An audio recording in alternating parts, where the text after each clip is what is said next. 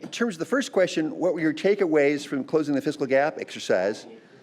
The consensus was that this was a more valuable and productive discussion than the budget exercises yesterday, perhaps in part because it's easier to get your arms around a list of revenue options than it is about to get your arms around and think clearly about so many units and subunits and functions of state government that we discussed yesterday. At the closing the fiscal gap exercise, there were diverse and various opinions expressed. A consensus was that that all Alaskans need to participate in the solution to this very substantial and most pressing problem facing Alaska. And obviously the process this morning, as this whole weekend has showed as well, how difficult it will be to fill the fiscal gap is a political and practical matter. In terms of the second question, from a revenue perspective, what is the right first step to close our budget gap?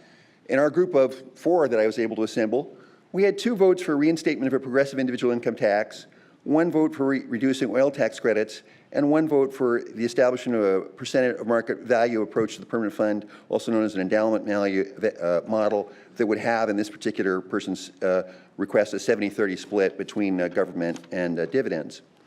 The third question was, how can we engage as many Alaskans as possible in fiscal gap conversation?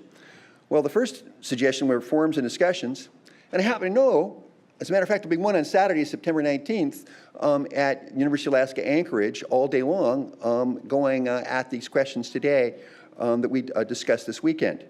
And so I would urge you to consider that. It's useful to have other forums and discussions around the state, to have op-eds, perhaps put the Department of Revenue online, perhaps in a simplified form, and maybe perhaps as well with some more detail in the lines about what proposals would do. Let's articulate budget cuts by statewide effect and by their effect by the region. Get specific leaders to and spokespeople by region to make the push for that to help fill the fiscal gap. What were your highlights from the event?